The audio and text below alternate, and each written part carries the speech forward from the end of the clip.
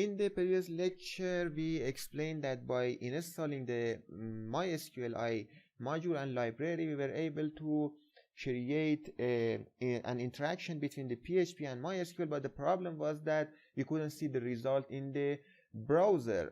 And I said that maybe the problem is with the user, because I have encountered this problem in the Kali Linux so many times that I know that the problem is with the user. So first of all, I just want to see if adding another user other than root would help us to overcome this problem in here.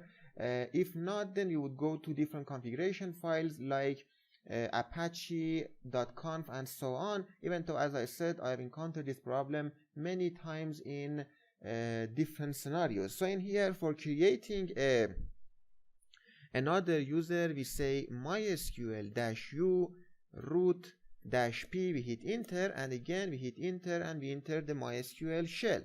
Now in here, if we want to create a user, like always that we said, the SQL command is just like the simple English. So in here we say create a user. We want to create a user. I want to name it MGH. This MGH would exist at the IP address of 31.220.51.3. If you pay attention, this is the IP address of our server. You could see it. This is the IPv4 address that we have worked with that many times. Now this should be in the single quotation.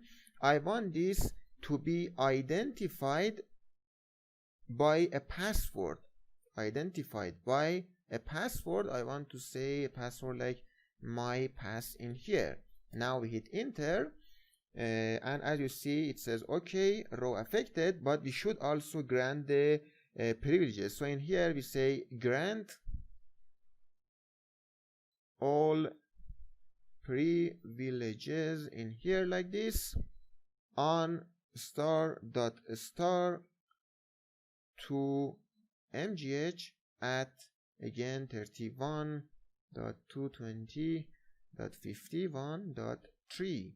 So what we have said in here is that we have said I want all the privileges in every account in all databases to be granted on this user too. So in this way, we wouldn't have to just add any privileges from root to other accounts manually. In here, we just added all the privileges. Now if we hit enter, now if I say select user from mysql.user and we add a semicolon and hit enter, you could see that now another user has been added. So now just up to now we had these users in here. 3 of them were added by default. Root was the one that we were working with, and then we have MGH that we have added it right now. Also, other than this, you would have to add one more command, and the command is because right now if I execute these things in here, it would give me an error saying that the server requested authentication unknown to client. You might have encountered this problem in the Windows 2.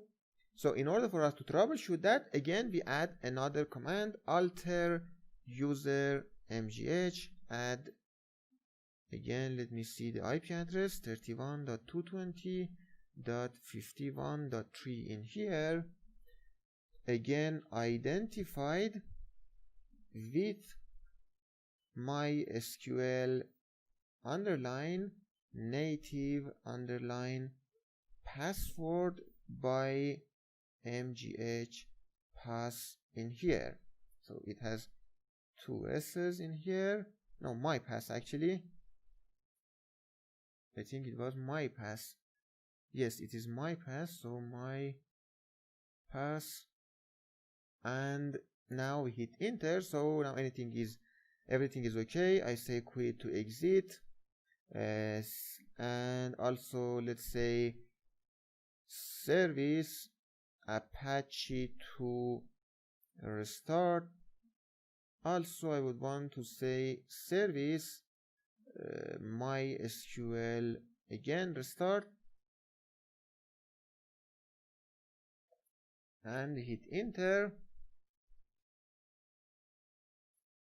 Yes, now I think it's okay. If I say ls and say nano client page.php. This is the code that we have written, but I want to add another user in here and not root. So in here we go in the root and let's just put the mgh as the new user with all the root powers, and in here we say my pass for the password. Now Control O, hit enter. I go in here and say mghacademy.tech, and the new file is client.php. We hit enter, and as you see, now we have all the response in here. As you see, it says the MySQL object, rows affected, and everything that you could see, all of them in here. Now we are ready to just write our SQL commands and see the vulnerabilities, do the SQL injection, and just do the prepared statements for correcting the problem.